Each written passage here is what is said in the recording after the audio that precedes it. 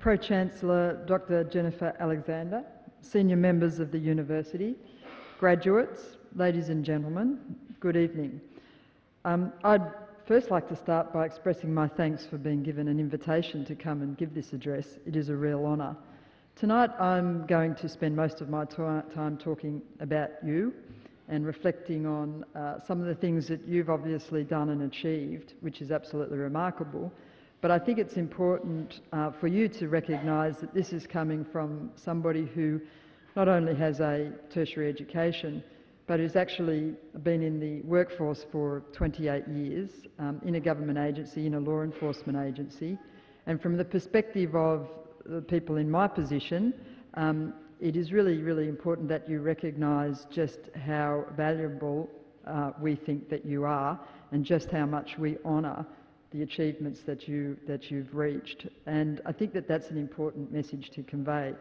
And I must say as well, whilst we're talking about education and learning, we have our parades at our academy. We hold a couple a year, and I've got to say we actually make our people stand in the sun out on the concrete parade for a good hour and a half at attention whilst they are going through their assembly. So I think that there's something I can take from here about a way to improve the way that we do our parades. It's far more sensible to have you sitting down. And can I also say that it's wonderful to see so many family and friends in the audience. Also at Goulburn, I must say our crowds are normally a lot rowdier and really get in and have a go. But I do notice there were some people over here who were absolutely thrilled to see obviously their loved one, and it was great. Without doubt today, it's a really extremely important day for each of you. I can remember and I know the pride and the relief and the elation that you will all be feeling right now. It's a really good achievement.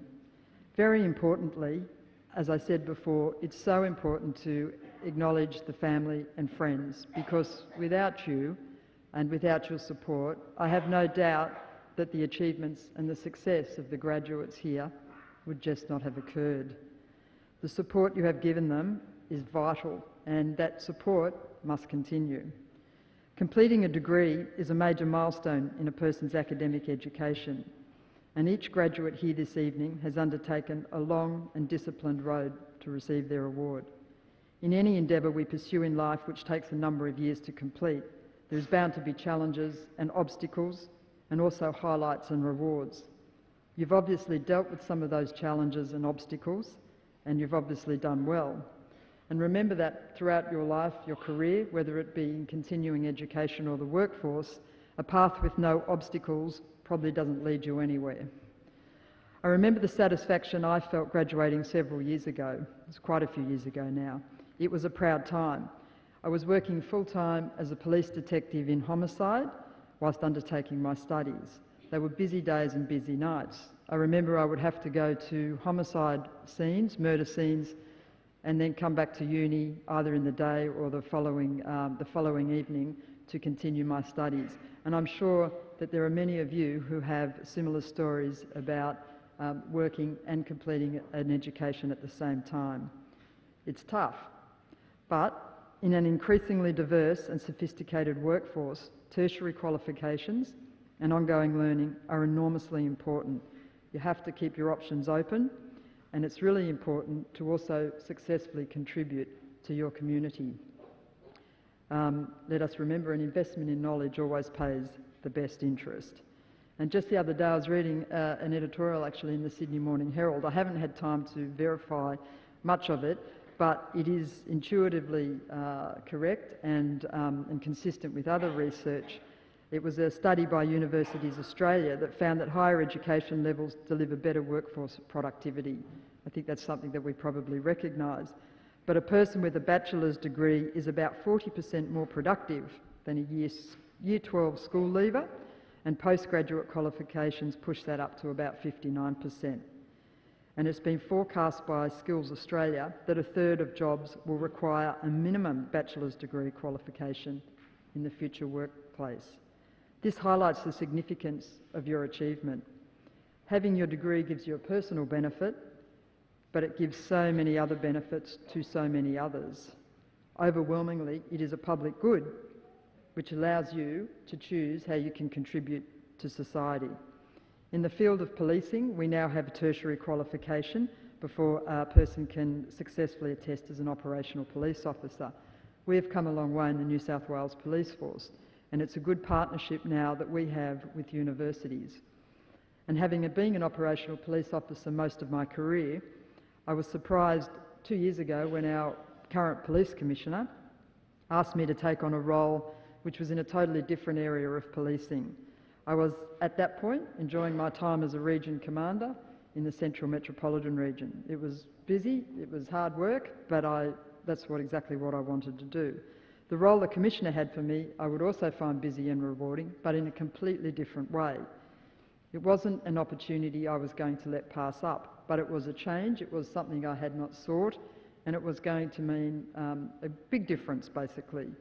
But the chance to learn the corporate side of the policing business and educate myself on the other side of the fence, so to speak, was something that I wanted to do, even if it was out of my comfort zone. So I went from doing the business of policing to running the business of policing. And let me just give you some background on what that is. We have about 20,000 staff, 16,000 of those are sworn police officers. We serve a population of 7 million people across New South Wales, and we provide policing from about 500 police stations throughout New South Wales. And we serve the community that is obviously in our geographically large New South Wales, which is double the combined areas of England, Scotland and Wales. It really is a large area geographically to provide our service to, but it's also diverse. We serve a wide range of communities.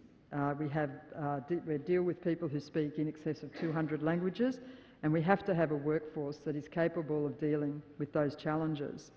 My role now is the business. It is about the development, implementation and enhancement of a whole range of the business side of things. But for New South Wales Police Force, for us to continue to do what we need to do, which is reduce crime, violence and fear, and to make our communities safe and to respond to emergencies, we have to run it efficiently and effectively. We need to make sure that all our employees are taken care of and that our 4,000 cars are the right ones, that our 1,400 properties are of decent standards, and that our police have the right tactical options and communication to be able to deal with any circumstance that may arise any time of the day or night. And we also have to maintain that in the face of financial pressures, government policy, community perception, media commentary and so forth. Now, I'm extremely fortunate to be able to be in the position to do that, but I believe I'm only in this position because I took on and continued a tertiary education. I got a Bachelor of Arts and I continued with honours and then continued later with tertiary education. The point I want to make now is that you are very privileged in what you have achieved. You have options and you have choices. You're at the intersection of another stage of your life. Most of you will be thinking about workforce. Some of you probably are in the workforce, as I said before. But it's exciting. And this is what you've worked hard for, and it's definitely what you've earned. But it doesn't come without responsibility and, I believe, some obligation. You have to value what you have got and you have to use it. You have to work on the principles of what it is that you actually have now gained. It's not just about a privilege that you have, it's now about thinking about what you can do with that. And you can make a lot of things happen. You're now in that position and it's a wonderful opportunity. And there are a number of ways that you can do that. So each of you today, you can't be limiting yourself to what it is you've achieved, which is absolutely remarkable, but you have to also understand what you might be limited in and what else you can learn and where else you can go. And without doubt, the knowledge that you have is absolutely fantastic and it will continue, but it is really important, and I think from my position as somebody who's worked in the public service for so long, it is about an individual achievement, but equally you need to think about what you can do for others, how you will inspire others, how you will help others, how you will help people achieve and improve, how you will react in times of adversity, and how you will embrace challenges and how you will embrace change.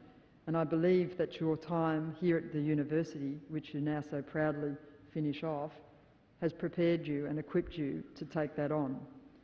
So basically, your future is bright. You are really fortunate. You've worked hard and you deserve it. But going on, aim high. Continue those education and development opportunities because it's definitely worth it. And by believing in your own unique abilities and qualities and the value of your experiences, your capacity to extend yourself will be prevalent, not only to yourself, but all those you encounter in your professional and your personal capacity. Congratulations, it is truly remarkable, and thank you.